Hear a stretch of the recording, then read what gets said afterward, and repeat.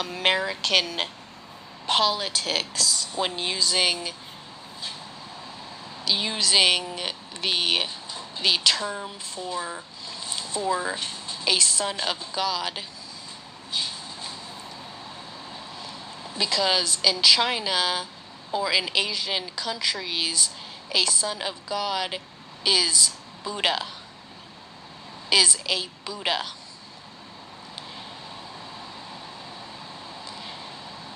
And they have their own history based on that. And so even India has the same similar philosophy that a son of God is also considered a form of Buddha. And that means that the Latter-day Saints have had to change their Son of God name to fit modern current politics, so that the outsiders, the rest of America that isn't LDS, and the rest of the world that isn't LDS can identify and relate to something that is being pronounced from the LDS community. And so the LDS have chosen to explain parts of their book through the New Testament by Spanish-related LDS members that have had friendships with Spanish speakers and Spanish culture speakers to modernize and explain through the word name, the name Jesus Christ. And that is informal due to how it became Jesus Christ. It is an informal statement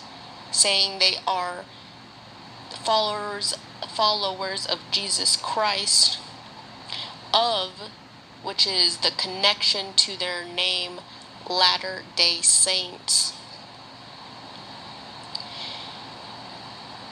by making the enough recorded accounts through the New Testament of theirs that has storylines added, because it's not the Old Testament and it's not their Book of Mormon, added through the followers, Latter-day Saints, meeting friends, and Latter-day Saints are pilgrims that grew up here in America, North American land, and through a group level traveled from the east to the west. And the Old Testament had polygamy history. The New Testament, they got in trouble, so they had to change things. And their Book of Mormon is things that their security book that they saved from the transition of an Old Testament to a New Testament. And so the New Testament, they've added that they are a complete spirit soul in man-made form because they have the ability to create friendships with people that are outside of their community. And that's their way of proving to the government that they are not in a cult. So that brings them closer to gang affiliated activity and behavior in a psychological mentality than the Old Testament form of an occult through the wives of one man in prophecy, bringing them along from the East in times of the witch trials there, and then bringing that form of behavior into law under the Latter-day Saints, and having wives for one man with a very important leadership and end of times title, and then creating a community enough to travel all the way to the east, back to the west, my apologies,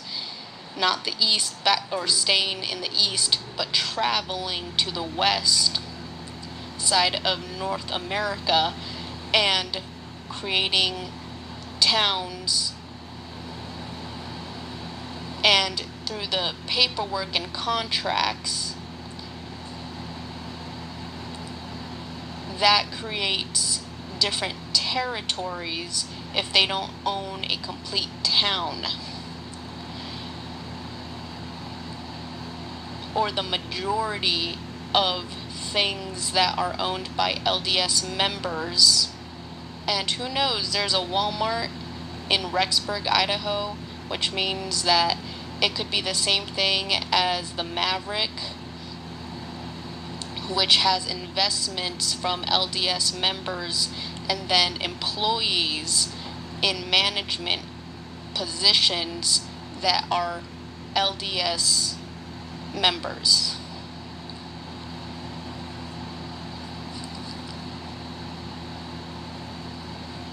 So it is pretty redlined with the group of the Latter-day Saints, followers of their Jesus Christ.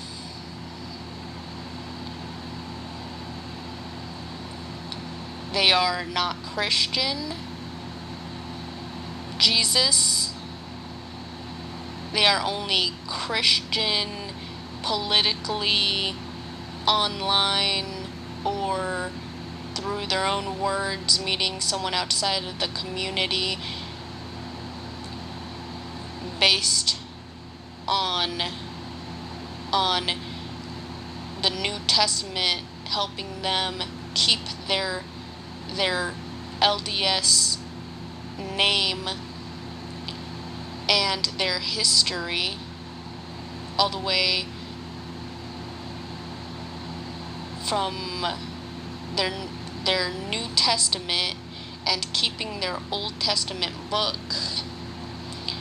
and the recorded history of the mistakes, so that publicly it is known that they began on the east side of North America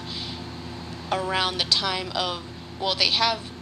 on Google, they don't say around the time, they have a specific date in the 1800s. And so all of that is true background historical record. It can't be something that is renewed in Revelation or a new version of Jesus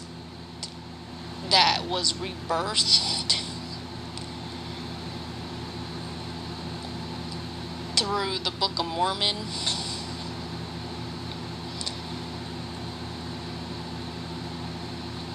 It's